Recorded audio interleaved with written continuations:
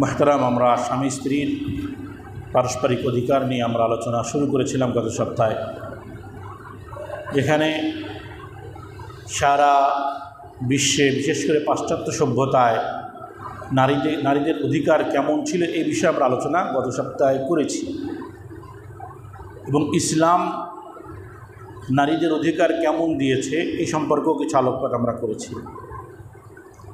নারীর অধিকার বিষয়টা পুরুষের সাথে যখন তুলনা করা হয়, সাধারণত বিষয়টা স্বামী স্ত্রীর দিকেই ঘুরে যায়। স্বামী স্ত্রীর ভিতরে বিবেচনা করা হয় কার অধিকার কতটুকু। তো এই জন্য স্বামী স্ত্রী হিসেবে একজন নারী পুরুষের অধিকারটা কেমন এই বিষয়ের উপরে আমরা আলোচনা চলমান রাখব। স্বামী স্ত্রীর সম্পর্কটা কেমন, আল্লাহ তাআলা সমস্ত মাখলুকের ভিতরে যে কয়েকটা জিনিসকে তার কুদরতের আলামত হিসেবে কোরআনে উল্লেখ করেছেন। সৃষ্টির ভিতরে যেগুলো আল্লাহ তাআলা নিজের কুদরতের ক্ষমতার আলামত স্বরূপ কোরআনে পেশ করেছেন, তার মধ্যে একটা হলো স্বামী স্ত্রী সম্পর্ক। এখান থেকে বুঝে আসে যে এই সম্পর্কটার গুরুত্ব কতটুকু।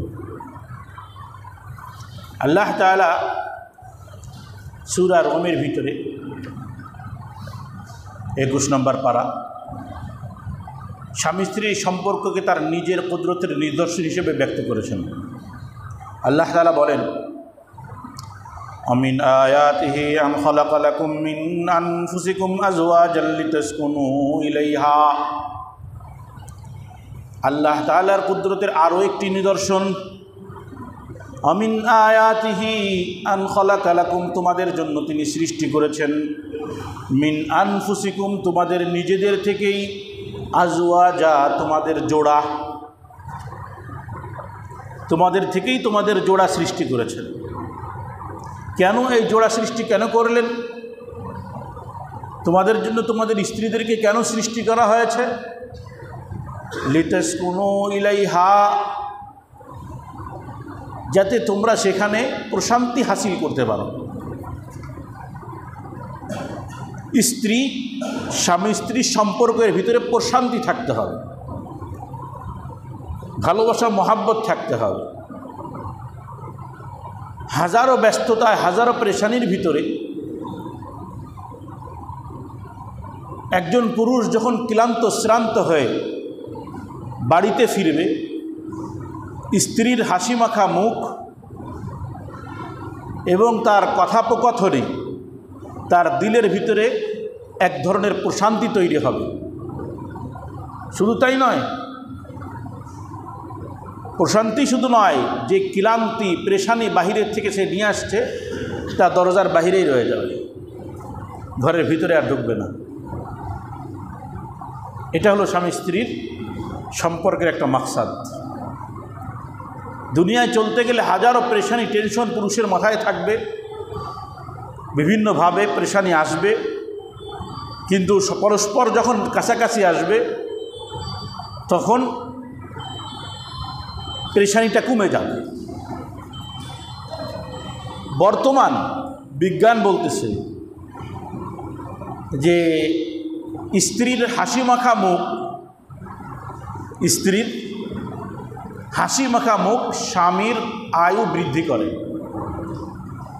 বর্তমান বিজ্ঞান বলতেছে। কেন? তাহলে পুরুষের হাসি মাখা মুখ লাগবে না? অবশ্যই। উদ্দেশ্য এটাই, পারস্পরিক সম্পর্কটা যখন মহাব্বতের হবে, প্রেমের হবে, তো এই প্রেমের সম্পর্কের কারণে তাদের ভিতরে সমঝোতা ভালো হবে, সম্পর্ক অটুট থাকবে, হার্ট ভালো থাকবে, যার প্রেক্ষিতে গবেষণা বলতেছে আয়ু বৃদ্ধি পায়। আয়ু তো আসলে বৃদ্ধি পায় না, যেটা আল্লাহ দিয়েছেন ওটাই। উদ্দেশ্য হলো সুস্থ থাকবে। আল্লাহ তাআলা এই স্বামী স্ত্রীর ভিতরে যে প্রেম মহাব্বতের সৃষ্টি, এটাও আল্লাহ নিজের নিদর্শন হিসেবে ব্যক্ত করতেছেন। ওয়াজাআলা বাইনাকুম মাওয়াদ্দাতাও ওয়া রাহমাহ, আল্লাহ তাআলা বলেন আমি তোমাদের থেকেই তোমাদের জোড়া সৃষ্টি করে দিলাম যাতে একে অপরের থেকে প্রশান্তি হাসিল করতে পারো। ওয়া জাআলা বাইনাকুম মাওয়াদ্দাতাও ওয়া রাহমাহ, এবং আল্লাহ তাআলা তোমাদের মাঝে প্রেম মোহাব্বত রাহমাত স্নেহ মমতা ভালোবাসার সৃষ্টি করেছেন। এটা আল্লাহর আর একটা নিদর্শন। জানি না হঠাৎ একদিন দেখা সাক্ষাৎ হইল, পরিবার মিলে সবাই চলো দেখতে যেতে হবে, দেখলাম, কথাবার্তা হইল, বিবাহ শাদী হয়ে গেল। আরে সর্বনাশ, 1-2 দিনের ভিতরে কোথা থেকে যে ভালোবাসা, এত ভালোবাসা যে সব কিছু যেন উজাড় করে দেয়। যত পরিশ্রম তার জন্য, যত ক্লান্তি তার জন্য, যত পেরেশানি তার জন্য, যে তার জন্যই করতে হবে। অবস্থা এটা না, এটা আল্লাহ তাআলা আমার আপনার দিলের ভিতরে সৃষ্টিগতভাবে দিয়ে দিয়েছেন। এই স্বামী স্ত্রীর সম্পর্কটা সৃষ্টিগতভাবে প্রেম ভালোবাসার। যদি প্রেম ভালোবাসা না থাকে তাহলে বুঝতে হবে আসলে স্বামী স্ত্রী হিসেবে এরা সার্থক না। এটা একটা চুক্তিপত্রে সই করে দুইজনে মিলে একসাথে থাকে আর কি। একজন যদি আর একজনের জন্য নিজেকে উজাড় করে দিতে না পারে তাহলে বুঝতে হবে চুক্তিপত্র, যে চুক্তি আছে তোমার সাথে আমার একটা লেনদেন, তুমি আমার সাথে থাকবা, এই চুক্তি পালন করতেছে, আর কিছু না। এটাই বুঝতে হবে, এটাই বুঝতে হবে। পরস্পর থাকবে, একসাথে যখন থাকবে, তা একসাথে থাকলে আমি গত সপ্তাহে বলেছিলাম পুরুষ নারী হিসেবে আল্লাহ তাআলা যে দুইটা জাতি, একই জাতির ভিতরে দুইটা অংশ সৃষ্টি করেছেন, এই যে দুইটা অংশের মধ্যে অটোমেটিক সৃষ্টিগতভাবে পার্থক্য আছে, এটা তো আর বলার অপেক্ষা রাখে না। ব্যাস, এখন কথা হলো নারী পুরুষের সমষ্টিগত দায়িত্ব। গত সপ্তাহে বলছিলাম যে ভবিষ্যৎ প্রজন্ম গড়ে তোলা, এটা মৌলিক সমষ্টিগত একটা কাজ বা দায়িত্ব নারী পুরুষের।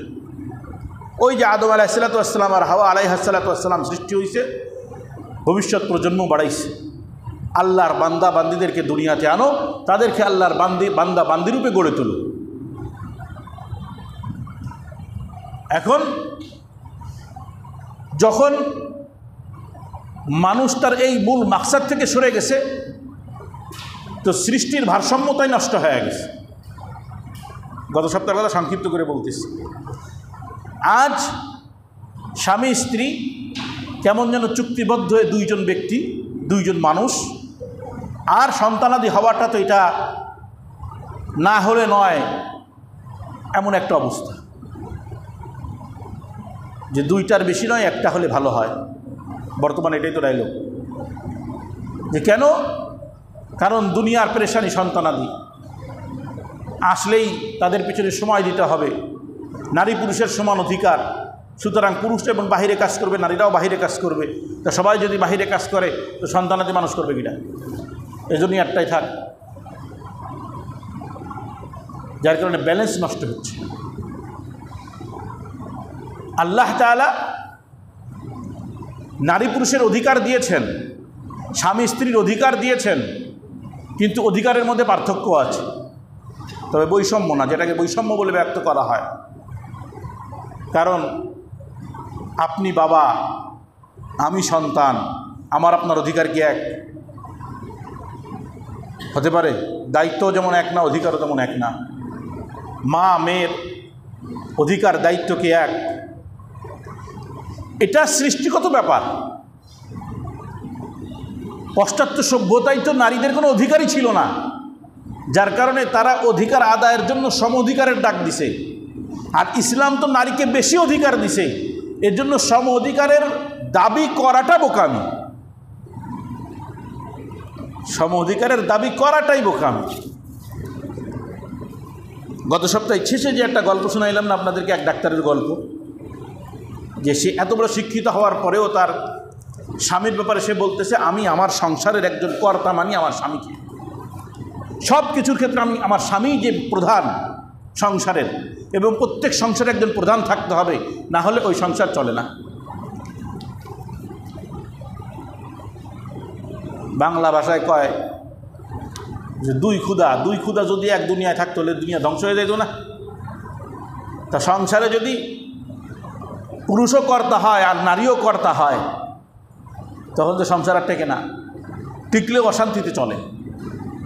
যে তোমার কথাই চলবো কেন, আমি কি কম বুঝিনি? আল্লাহ তাআলা অধিকার তো দিছেই, কিন্তু অধিকারের সাথে সাথে পুরুষকে কর্তা বানাইছেন। পুরুষকে কি করেছেন? কর্তা বানাই দিয়েছেন। আল্লাহ তাআলা বলেন, ওয়ালাহুন্না মিসলুল্লাযী আলাইহিন্না বিল মারুফ ওয়ালিররিজালি আলাইহিন্না দারাজাহ আল্লাহু আজিজুন হাকীম।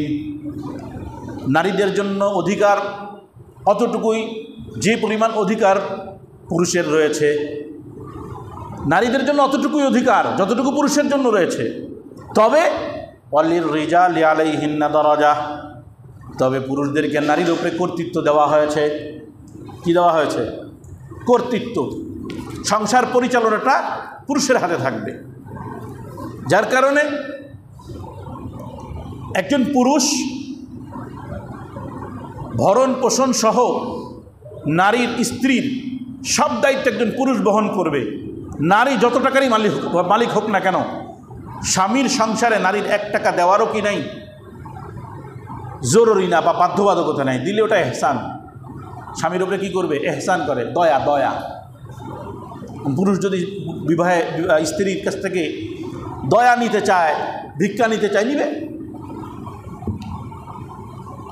গত সপ্তাহে বলেছি নারীরা কিন্তু চাকরি করতে পারবে, ইনকাম করতে পারবে। কিভাবে? গত সপ্তাহে চলে গেছে। অনেকে যারা জানবেন না, আজকের বয়ান শুনলে মনে হবে স্ত্রীদের কিছুই নাই। গত সপ্তাহের বয়ান যাদের মনে আছে, সব দিক থেকে নারীদের উপার্জন করার অর্থনৈতিক অধিকার আছে। বাকি নারী যখন পুরুষের অধীনে আসবে, তখন নারীর সমস্ত দায়িত্ব পুরুষের। নারীর খাওয়া, পড়া, থাকা সব কিছু দায়িত্ব কার? পুরুষের।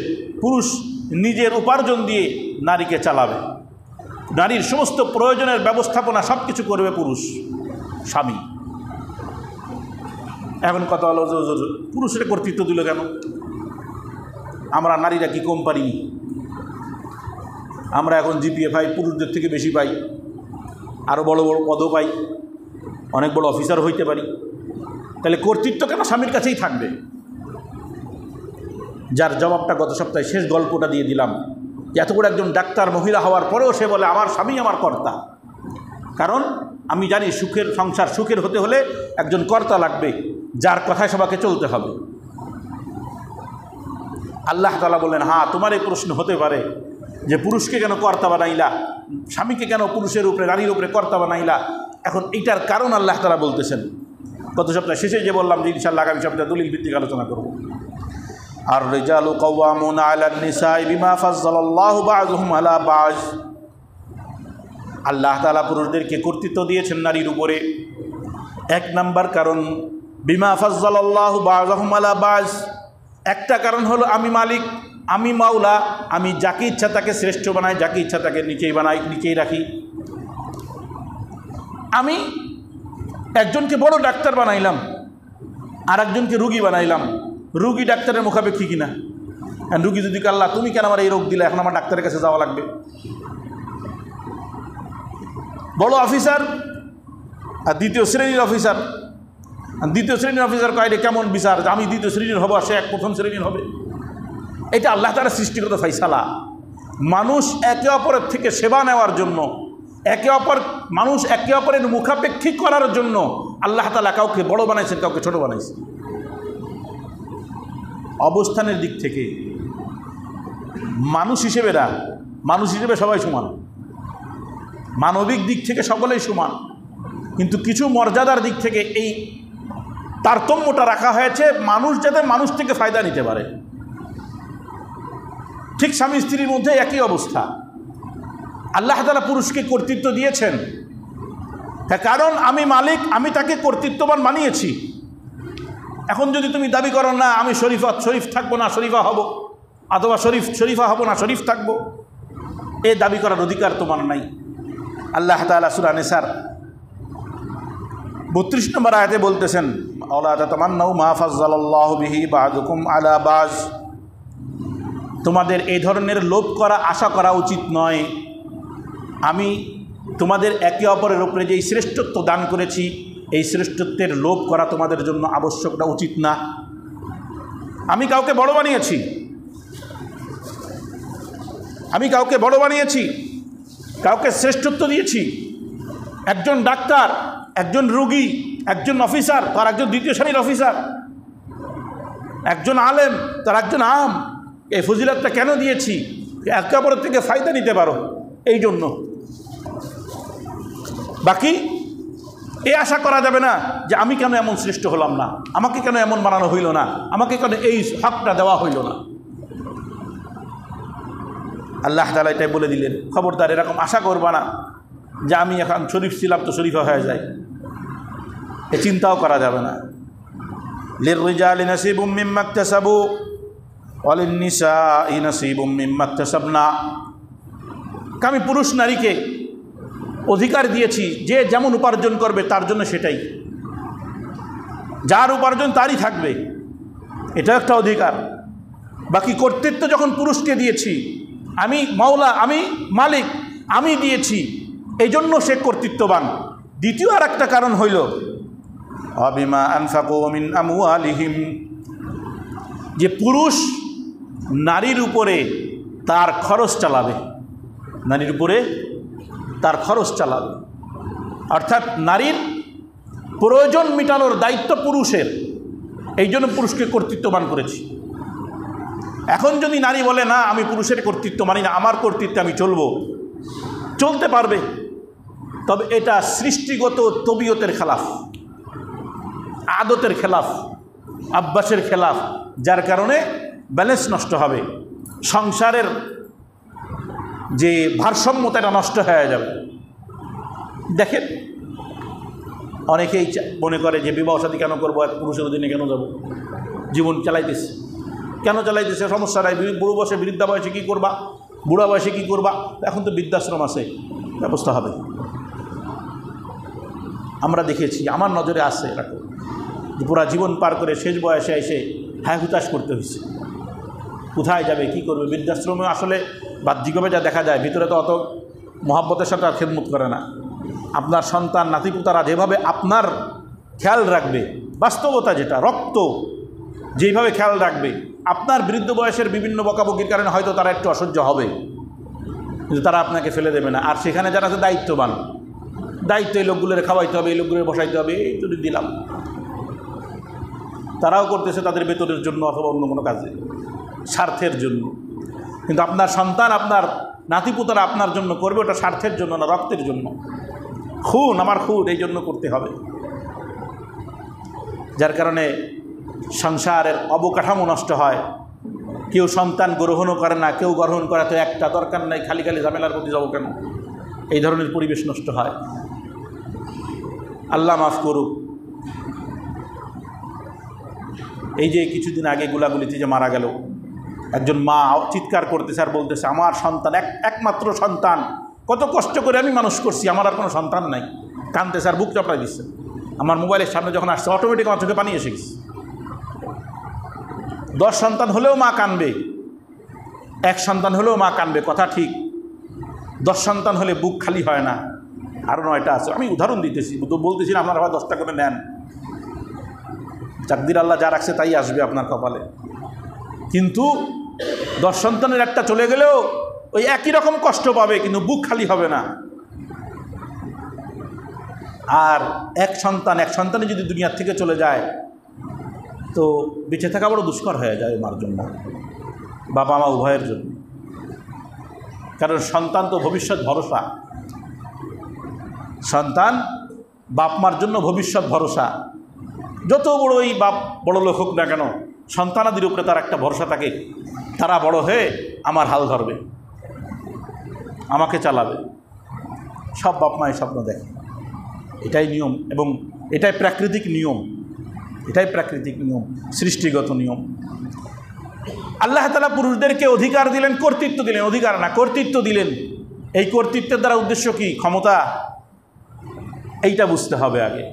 কি দিলেন? এই কর্তৃত্ব বলতে কি? এটা ব্যবস্থাপনা, পরিচালক, অর্থাৎ দায়িত্ব, অধিকার না। কি দায়িত্ব? পুরুষের দায়িত্ব হলো নারীর সমস্ত ব্যয়ভার সে বহন করবে।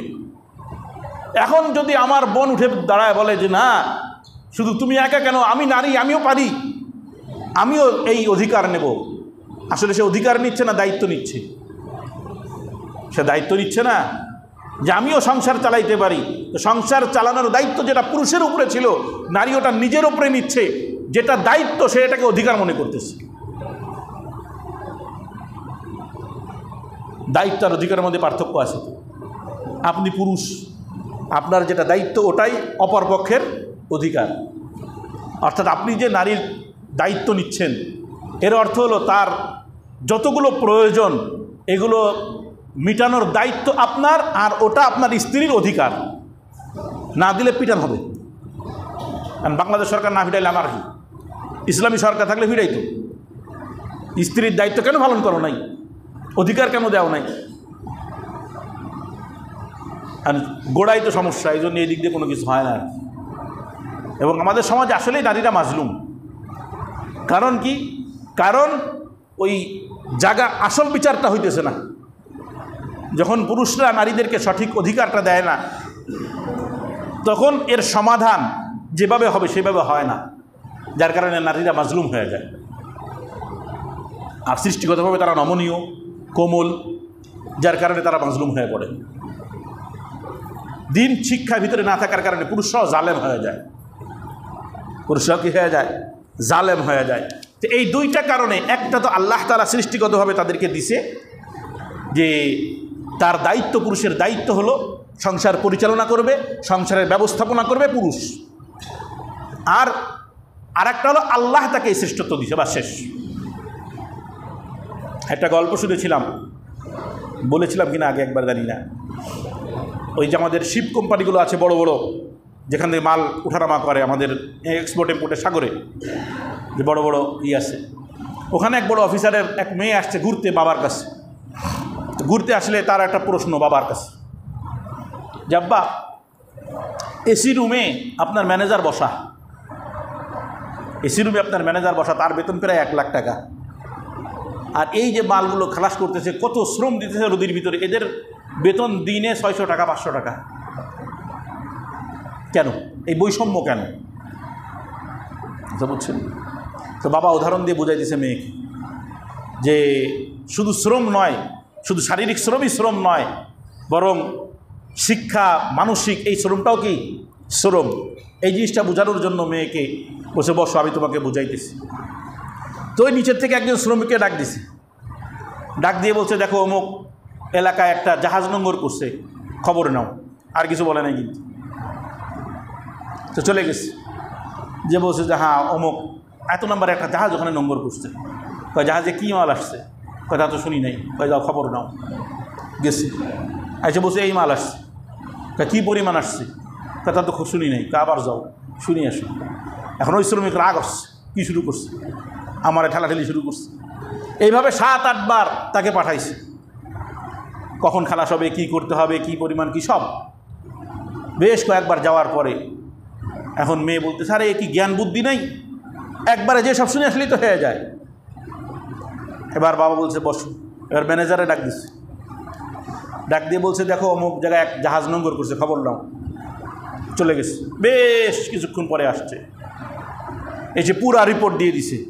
যেই রিপোর্টটা সে 10-12 বার জায়া করছে, একসাথে সব রিপোর্ট দিয়ে দিছে। এত নাম্বার জাহাজ আসছে, এই পরিমাণ মাল আসছে, আমাদের যে চুক্তিটা অমুক কোম্পানির সাথে ছিল, এইভাবে এইভাবে সব বিস্তারিত সব।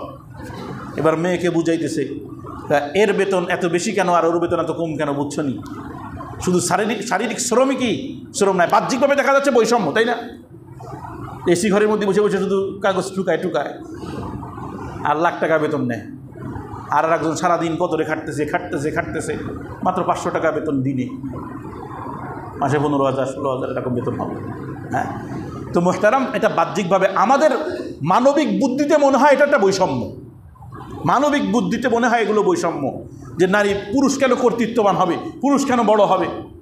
কিন্তু সব দিক থেকে যদি আপনি খেয়াল করেন, চারিদিক থেকে যদি আপনি খেয়াল করেন, দেখবেন নারীদেরকে পুরুষ থেকে বেশি সম্মান দেওয়া হয়েছে, অধিকার দেওয়া হয়েছে, দায়িত্ব কম দেওয়া হয়েছে। দায়িত্ব পুরুষকে দেওয়া হয়েছে। আর এই দায়িত্বটাকেই গোজামিল দিয়ে অধিকার বোঝায় আমার মা বোনদেরকে বলতেছে, তোমরাও নামো রাস্তায়। নারী উপার্জন করবে। গত সপ্তাহে বললাম উপার্জন কার থাকবে? পুরাটাই নারীর থাকবে। 1 টাকাও খরচ করার দায়িত্ব নারীর নাই। কোটি টাকার মালিক আর স্বামী মনে করেন 20-25 হাজার 50,000 ইনকাম করে, সমস্ত খরচের দায়িত্ব স্বামী। এখন যদি আপনি বলেন যে ভাই ডবল পাবে আর বোন ভাইয়ের অর্ধেক পাবে সম্পদ বাপের, কেন? কারণ বোনের সম্পদের কোনো খরচের খাত নাই, আর ভাই ছেলে যেটা হবে বাবার ছেলে তার খরচের খাতের কোনো শেষ নেই, তার খরচের খাতই নাই, আর পুরুষের খরচের খাতের কোনো শেষ নাই।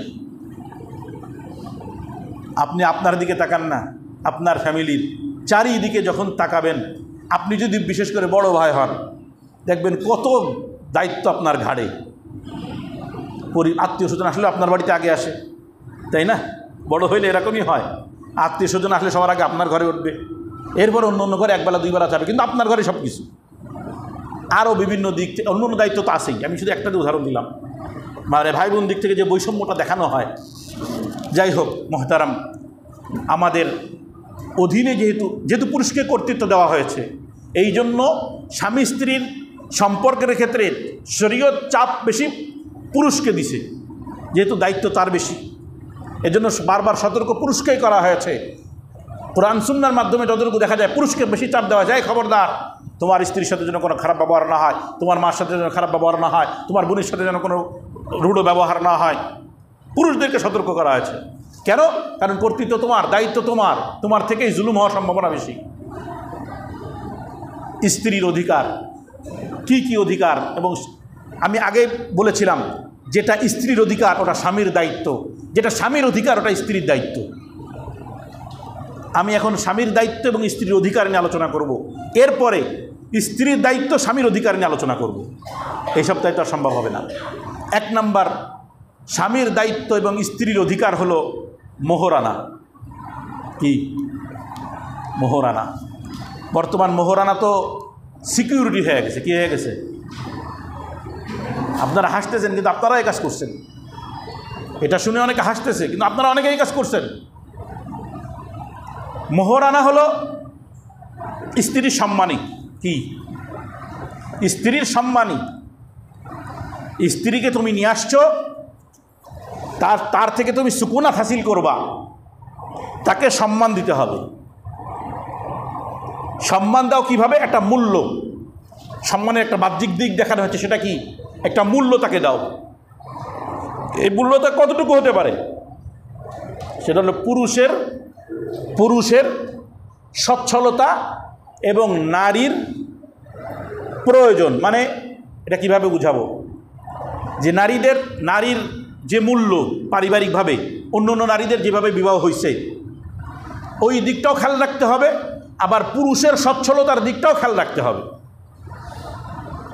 বর্তমান জামানার মোহরগুলো কেমনভাবে ধরা হয়?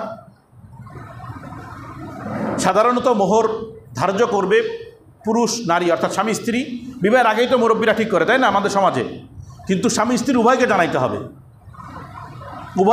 হবে যে তোমার বিবাহের মোহর আমরা এত ধরতেছি, কারণ এটা তো তোমার দায়িত্ব দিতে হবে, এটা তো ঋণ, দায়িত্ব তোমাকে দিতে হবে। এবং নারীকে শোনাইতে হবে যে তোমার মোহর আমরা এত ধরতেছি। শোনাই তো নাই, আলোচনাও হয় না, বিয়ের মজলিসে লেখালেখি শুরু হয়। এবার কয় মোহর কত ধরেন তো? এবার একদল কয় 5 লাখ, একদল কয় না 20 লাখের নিচে হবে না। তাহলে মিয়া ছেলে তো এখন এত ইনকাম করে নাকি? ইনকাম করুক আর না করুক, মেয়ের একটা সিকিউরিটি আছে না? বাস্তবতা তো এটাই। অনেকে মুখে বলে, অনেকে বলে না। বেশি কেন ধরে? সিকিউরিটি। কেন সিকিউরিটি? তা মেয়েরা ছাড়তে গেলে বিপদে পড়ে যাবে। আরে যেই সম্পর্কটা বিশ্বাসের, যেই সম্পর্কটা প্রেমের, যে সম্পর্কটা মহাব্বতের, সম্মানের, শুরুটা হয় অবিশ্বাস দিয়ে। অবিশ্বাস দিয়ে শুরু হয় না?